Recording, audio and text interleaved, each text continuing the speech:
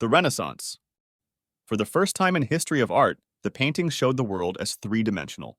One of the distinctive characteristics of Renaissance paintings were geometric divisions of floors or ceilings. Artists used them as a reference point while composing the painting.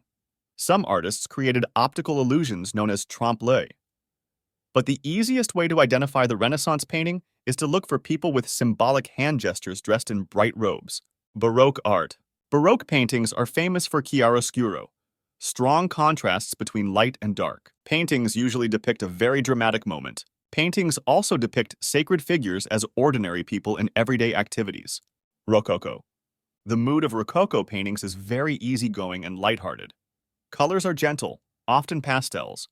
Paintings often depict aristocrats or aristocratic leisure time activities. Very popular themes of Rococo are courting, beauty, and romance. Neoclassicism. Neoclassical paintings often depict Greek or Roman men armored with swords and spears.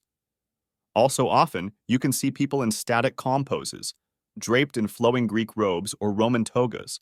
The composition is timeless. People look polished and pose in statuesque manner. Romanticism. Romanticism paintings often examine human personality and its moods and mental potentialities. Also, paintings usually depict beautiful nature, with sky taking the biggest part of the painting. Another big theme of Romanticism paintings is nationalism. Realism. Paintings are usually very detailed and almost photographically accurate. The main theme is the harsh, everyday reality of ordinary people. The bleak paintings feature a palette of dark colors to emphasize the plight of workers. There's never a cheerful sentiment. Impressionism. Paintings almost look unfinished. Brushstrokes are short and quick. There's no clear outlines or many details. Most paintings are outdoor scenes. Artists try to capture nature's fleeting moments. If the painting is indoors, it would portray middle-class members, usually in bars or cafes. Post-Impressionism. The movement is not coherent. Artists painted in different style, so it is tricky to pinpoint common characteristics. The one thing you should look for is heavy outlines. Artists brought back strong emphasis on form. Also look for canvases covered with incredible number of tiny dots. This is called pointillism or divisionism. Symbolism. Paintings are dim and nightmarish.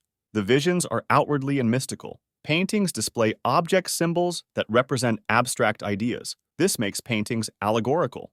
The most common themes to look for are mortality and sin. Fauvism. Look for patches and splotches of shockingly bright colors. One color that dominates Fauvist paintings is red, vibrant, blazing red.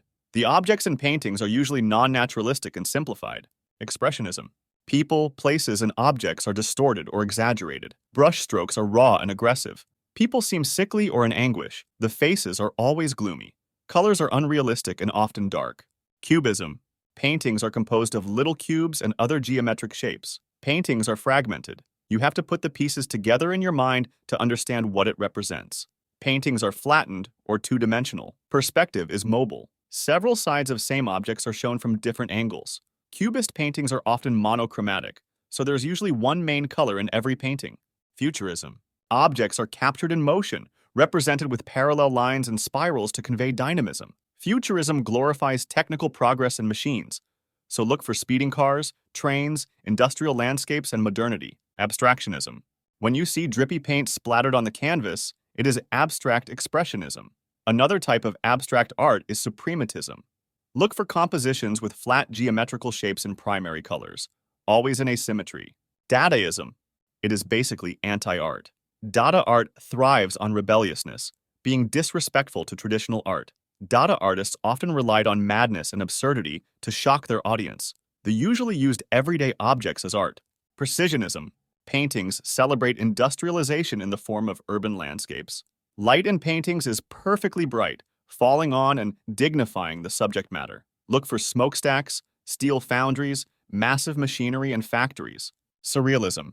Paintings often feel like you are in a dream. Very common technique in surrealism is juxtaposing, combining elements that do not belong together. Objects in the paintings are usually symbolic.